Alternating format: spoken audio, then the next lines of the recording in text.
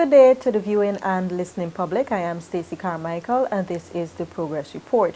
Now today we are joined by the Minister of Housing and Water, the Honorable Collin Croal. Minister, it's a pleasure having you on Progress Report today. Thank you. Thank you for receiving me. How are you? I'm doing good. It's been a busy day. Lots of work, but we have a mandate to fulfill. Correct. Now, Minister, of course, we're going to touch a little bit on today's activity, which was the Dream Realized initiative continues, land allocation. Correct. But before we go to that, could you reflect on some of the major achievements by the ministry for this year, at least from August to now? Sure. Well, it's important that we start with what did we meet having gotten into office. And first of all, the Ministry of Housing and Water, it was under the Communities Ministry. So we had, obviously there's a separation. And so now there's a substantive ministry that focuses, and there's a nexus with water and housing, because when we're talking about infrastructure development for housing, water is equally important. And having had the merger, we sought to examine what is there in the system with part of our mandate, that is in terms of land allocation. And we also examined what was happening at the central board, in that the CHP, Central Housing Authority Board, and because they have their fulfillment is for processing of plans, approvals, and so forth for construction. And when we checked the system, what did we find? We found a backlog at that point of 70,000 persons who were waiting, who were what we call active applicants. We sought to examine what happened over the 5 years. And in those periods, there were only an allocation of about 7,000 plus. And of that 7,000 plus, from January to August 2nd, there were about 2,000 plus allocations made this year prior to us getting into office. And so that tells you 5,000 within the other 4+ years. And so that is what we met. We sought to start what you'd call the data cleansing in terms of our database, examining our database, calling persons to ensure that we have an active list that is relevant. Then we assessed where are we in terms of land, because what we found for those allocations that were provided or given earlier this year, there was no work done or nothing was put in place for the provision of the land access for those allottees. In fact, they could not even identify where the land is. You know the area, but you could not pinpoint the exact spot. And so we assessed where we were in terms of land, and there were a lot of issues in terms of land acquisition, disputes in terms with Lands and Survey Commission, issues between NISIL, who at that point they were handling all the lands for Gaisuku. And in the coastline, you'll recognize that what happened is that we have a commitment as a government for resuscitation of a number of factories for sugar production. So we sought to work with NISIL as well as Gaisuku and Guyana Lands and Survey Commission to identify lands that will surely be warranted to us, invested to us, so that we can fulfill our mandate in the long term. What is our mandate? We gave a political commitment, and that is of 50,000 house lots allocations over this first term, the first 5 years in office. So that's about 10,000 a minimum a year. And I just gave you what it was like for the past 5 years. And so many persons, as I said earlier, many persons said it was pretty ambitious. But of course, our party, our leader, who, when they were preparing the manifesto, would have done all the necessary studies, recognizing what was required. And we have an advantage in that His Excellency President Mohamed Irfan Ali, is someone who came from the housing sector. So he was a former Minister of Housing and Water. And so he will recognize and knows what are some of the issues that will confront us, and what is, as a president, what is required to ensure that we can fulfill those mandates. So having done our analysis in terms of land, where we are in terms of land, We then sought to prepare because we were going into the budget preparation. And hence, in the emergency budget, we did place resources for land preparation and commencement of a number of roads, access roads and bridges. Hence, in the Ministry of Housing and Water, $3 billion was allocated from the national budget just for these few months, in 5 months. And so that is what we're implementing currently. So we have those projects that we would advertise from our budget was geared towards dealing with some of those allocations that have been made for which no one can access the facility. Today, you asked about today, and today is our first land allocation exercise. And that is because, driven by His Excellency, ensuring that we have commitment by other agencies to work with us, we have been able, and he charged us to, before the end of this year, to make allocation and deliver to citizens at least 3,000. We will be able to deliver 3,500 plus. Starting with Region 4 today, we have 1,800 between today and tomorrow on Saturday.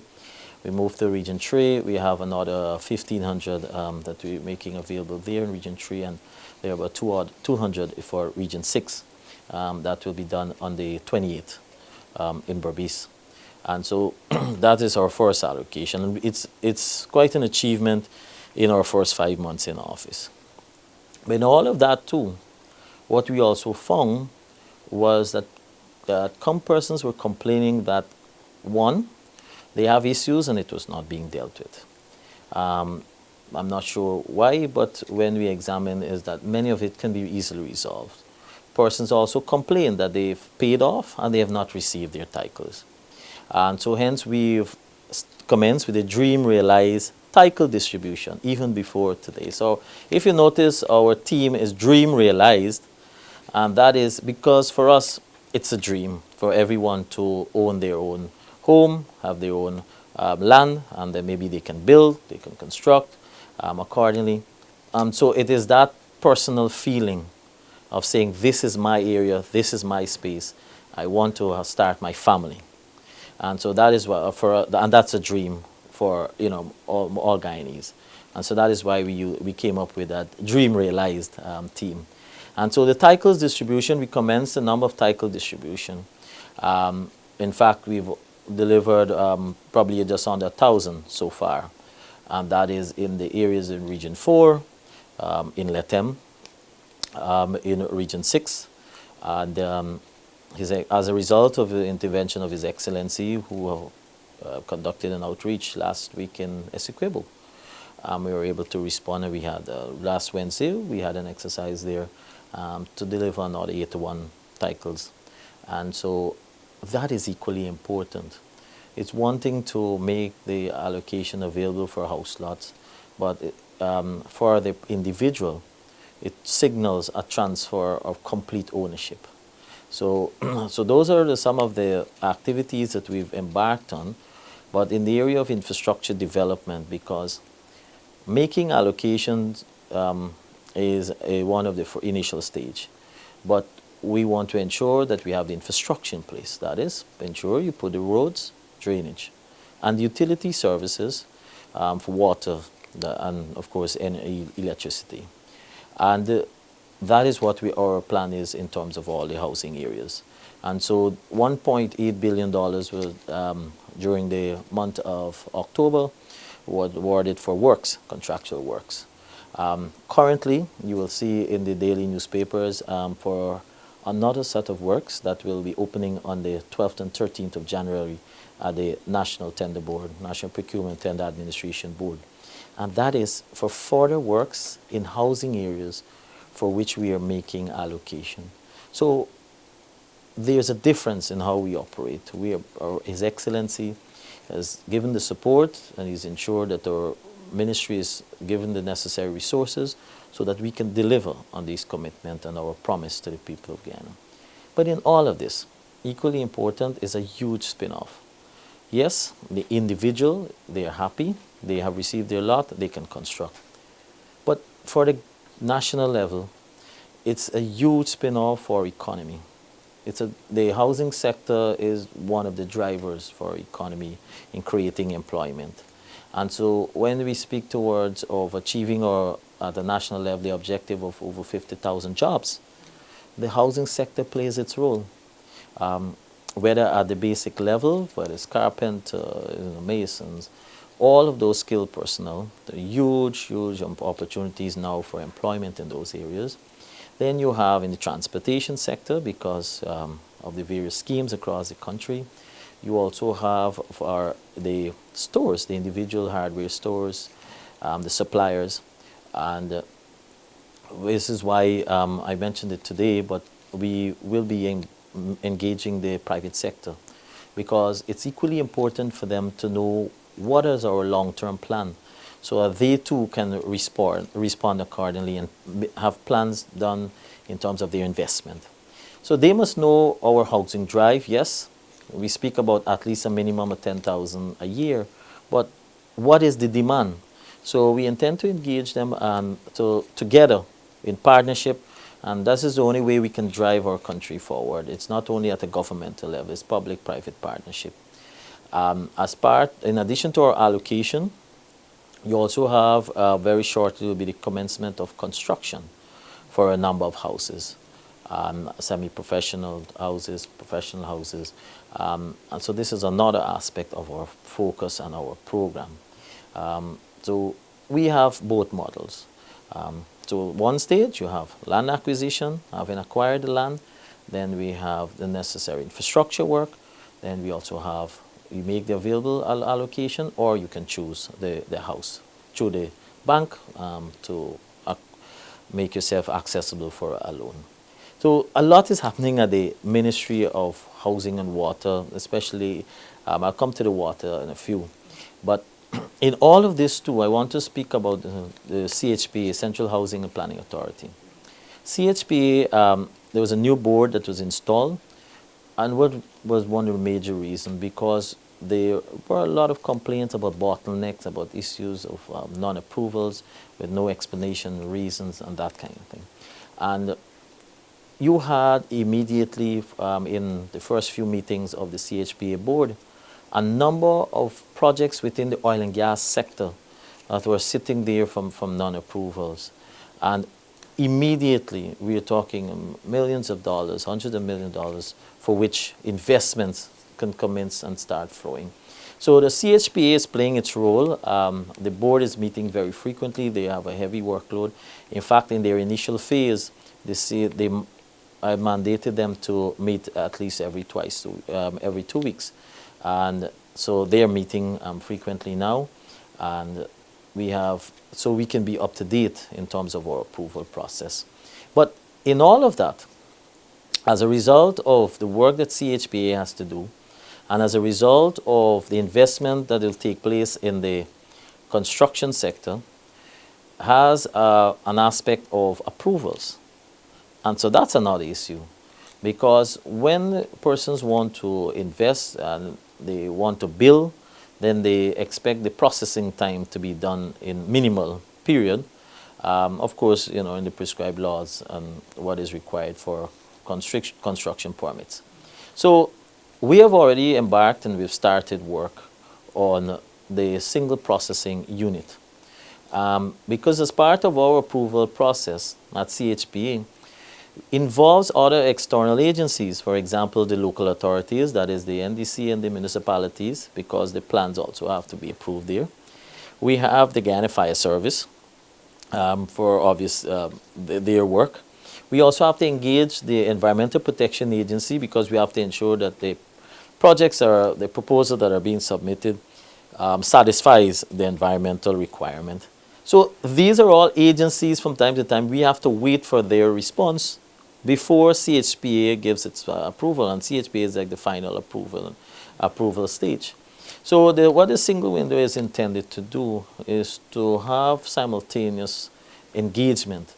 And so we've started work, and in the 2021, we expect to have this enacted and have necessary legislative changes that are required, but to make it interactive through the use of the portal. So any one time you can go online, you can identify where your request for a permit is. And so this is equally important because you have investors who are coming here and they want speedily, but they matter to be speedily dealt with and not to be stuck in somewhere in some agency and for some frivolous reason, and then it goes back and forth. And so these support mechanisms, they're equally important in part of our housing drive. And so that is why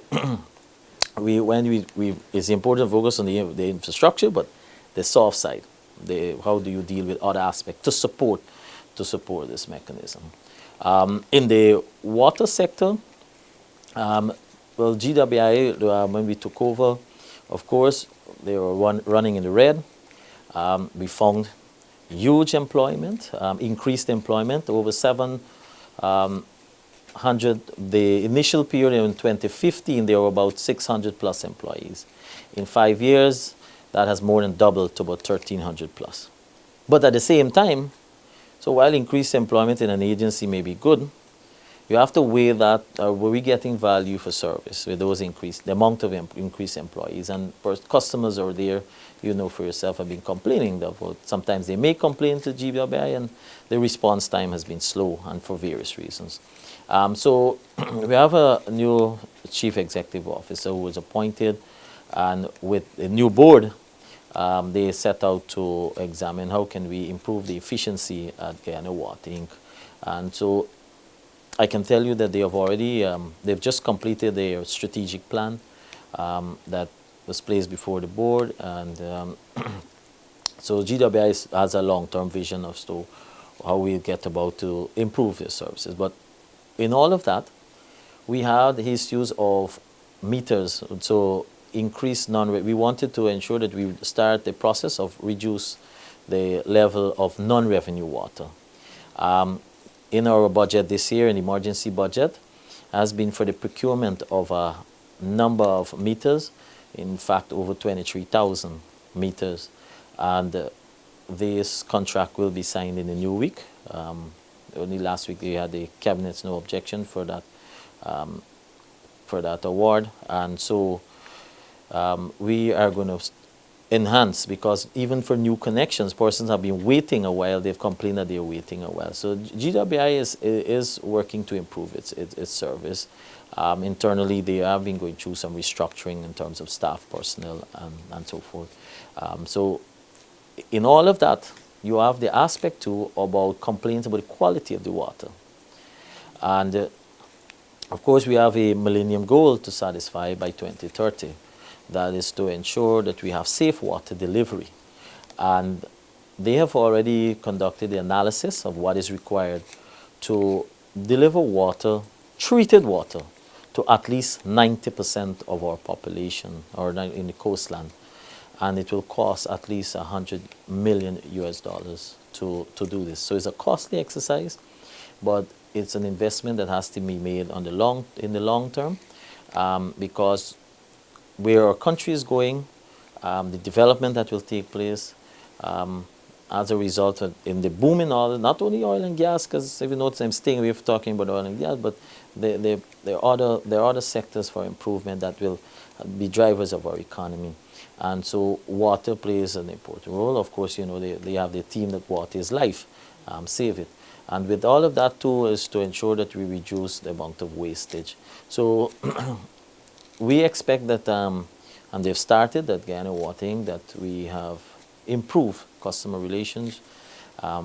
One of the things we also did was a publication of numbers, so the persons, if they have issues, they can call or send directly rather than be waiting, and also the timely release of information. We have been hit a little because I know sometimes from my phone I receive a lot of messages about disruption of water. There are some recent issues, but some of it also has to do with the issue with electricity, because even here, if you have disruption of electricity, the systems or the pumps are connected to the electricity grid. So when there's a disruption of electricity, it also affects the water. And so it can be pretty painstaking if you have both water and electricity disruption at the same time. So we're working together to improve that, and certainly we can look forward to more moving forward. Of course, so that's a quick overview of what has been happening at the ministry. Quite a lot. The staff has been busy. So even as I said earlier, that we, for year end, we're on to year end. Many agencies, they talk about winding down. And you're talking about, just enjoy the Christmas season. But the staff from the ministry and the Central Housing and Planning Authority, they're actually on overtime because why? We want to bring joy, we want to bring satisfaction to our citizens, and we want to bring that quality of home ownership. So that is why they're working. Some land has been made available to be able to make those allocations, and that's why we've moved ahead in the season, Christmas season, and in that spirit. I am happy that, when I met a lot of persons today, they were overjoyed that because we're working to clear the system, or backlog in the system, and so you had persons as far back in the 90s, and so that's what we're working to clear off and continue. Thank you very much, Minister. Now, you've said a lot about what is ongoing at the ministry and what was met. What can the citizens of Guyana expect going forward into 2021? A little snapshot. For sure. But before I tell you about citizens, let me say a little on the ministry, and we have outgrown our space. Oh. So we can expect some resources being placed for the commencement of a new head office for the ministry. You realize it's a lot of work, and with that we have to have increased staff, and so we are actually renting another building. Well, it has been rented for a while, but we have actually taken over the ground floor of that very building now too, and so we want to commence work on our headquarters. Also, what I didn't speak about, and which is normally a program of the ministry in terms of the housing sector, that is our hinterland program. And our hinterland there was an IDB, Inter-American Development funded program for hinterland housing. That program has been exhausted, resources have been exhausted. We are currently, you can expect for next year, the hinterland housing project resumption for a number of communities within the hinterland. We're currently finalizing those documents, and some additional resources will be made through the IDB and even from government input, because our housing program is not only a coastland one, right? And so persons asked me today about allocations that have been made in 3 coastland, but I can let them also know that there are other regions that will be benefiting from allocation. So for upcoming, of course, more work for further allocations. Continuously, we'll be doing that, and of course, the infrastructure work for that. I mean, when you examine the infrastructure for the cost for what we've awarded and what we intend to award in the new month, we're talking about investment to the tune of about $15 billion for just on these current allocations, and so that's a lot. And what I can also tell you that has happened is that in our assessment, recognizing that the need for this sector, there was an expression of interest that went out, and that is seeking to raise $250 million US capital, because as I said, the drive that we have, the mandate in order to fulfill in that time, the resources to be made available, it requires capital market funding. And so where that is that it's at the evaluation stage. There were 12 companies, individuals, etc., that would have responded. So 12 persons responded, including the banks, of course, and a number of consortiums. And it's currently at the evaluation stage. And surely in the new year, you'll be hearing more about that. Because it's required, because you have the national level budget that is prepared, but we need to seek additional capital to enhance the infrastructure network, land acquisition, as well as house construction, because His Excellency has committed that we will see at least 20,000 houses being constructed And of course, these are all different levels: low income, middle, high income. In addition to that, I also want to say that you remember there was a facility called the Parliament Square, that is that area opposite the Parliament. So Parliament Square is now back under the purview of the Ministry of Housing and Water, Central Housing and Planning Authority. And so the management of that facility is now back with us, as well as we intend in the new year to have that area being vested from Guyana Lands and Survey Commission to CHP. And so that area we will develop for its original intended purpose. For a while, nothing has not been happening there, and it has not been further enhanced. So you can see us that. I just wanted to make mention of that. And in water too, a lot of resources has been pumped already into our hinterland to ensure that we further develop the water delivery, safe water delivery. We're going to utilize a number of rigs that have been procured by GWI, and we have a program in place actually. A number of wells have been dug in Region 9. In fact, the rig, when it's finished with 9, will be moving on to Region 1. But in the hinterland, the challenge is it's non-revenue water. And so that's an investment that is borne by the state. And so that is something we have to balance, because when we have to ask for the resources for manage the overhead costs for the hinterland program. But nevertheless, all our citizens are equally important. It doesn't matter where you live. We have that requirement to bring safe water to you, and we are working as quickly and as far as practical to ensure that we have a number of systems being developed, implemented, and invested in various communities across the hinterland. So our hinterland program too will take off.